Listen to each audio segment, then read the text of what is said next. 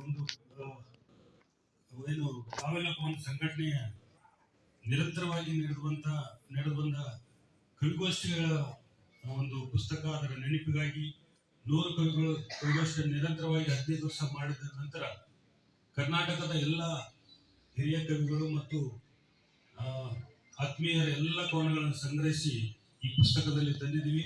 ಈ ಪುಸ್ತಕ ಬರಲಿಕ್ಕೆ ಪ್ರಮುಖ ಕಾರಣ ನಮ್ಮ ಮೈಲಾರಪ್ಪ ಗೂದ್ಯಾಳ್ ಅವರು ವೇದಿಕೆ ಮೇಲೆ ಬರಬೇಕು. ಅವರು ಪ್ರಮುಖ ಕಾರಣ. ಅವರಿಗೂ ನಾವು ಧನ್ಯವಾದಗಳನ್ನ ಸಲ್ಲಿಸ್ತಾ ಇದ್ದೇವೆ.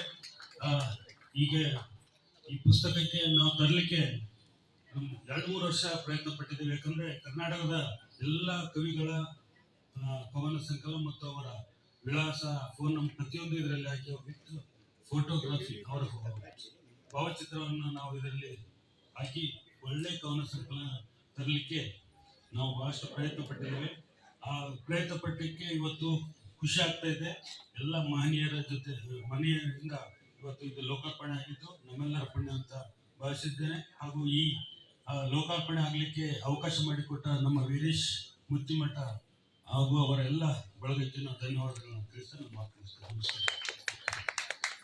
ಕವನ ಸಂಕಲನದ ಸಂಪಾದಕರಾಗಿ ಪ್ರೀತಿಯಿಂದ ಮಾತುಗಳನ್ನು ಹಂಚಿಕೊಂಡ ಶಿವಕುಮಾರ್ ಮಾಲಿಪಾಟೀಲ್ ಅವರಿಗೆ ಪ್ರೀತಿಯ ಧನ್ಯವಾದಗಳು. ನಮ್ಮ ಇನ್ನೋರ್ವ ಮುಖ್ಯ ಅತಿಥಿ ಶ್ರೀ ಕೆ.ವಿ. ಕೃಷ್ಣಮೂರ್ತಿ ಅವರು, ರಾಜ್ಯಾಧ್ಯಕ್ಷರು, ದಯವಿಟ್ಟು ನಮ್ಮೊಂದಿಗೆ ವೇದಿಕೆಯ ಜೊತೆ ಆಗಬೇಕು. ಕರುನಾಡು ಹಿತರಕ್ಷಣಾ ಸಮಿತಿ ಬೆಂಗಳೂರು ಇದರ ರಾಜ್ಯಾಧ್ಯಕ್ಷರಾಗಿರುವ ಕೆ.ವಿ. ಕೃಷ್ಣಮೂರ್ತಿ ಅವರು ದಯವಿಟ್ಟು ನಮ್ಮೊಂದಿಗೆ ವೇದಿಕೆಯಲ್ಲಿ ಆಸೀನರಾಗಬೇಕಾಗಿ ವಿನಂತಿಯನ್ನು ಮಾಡ್ತಾ ಕಾರ್ಯಕ್ರಮವನ್ನು ಮುಂದುವರಿಸ್ತಾ ಇದೆ. ಇದು ನಮ್ಮ ವಂದೇ ಮಾತರಂ ಲಲಿತ ಕಲಾ ಅಕಾಡೆಮಿಯ ಬಸವ ಜಯಂತಿ ಸಂಭ್ರಮ 2026 ಈ ಒಂದು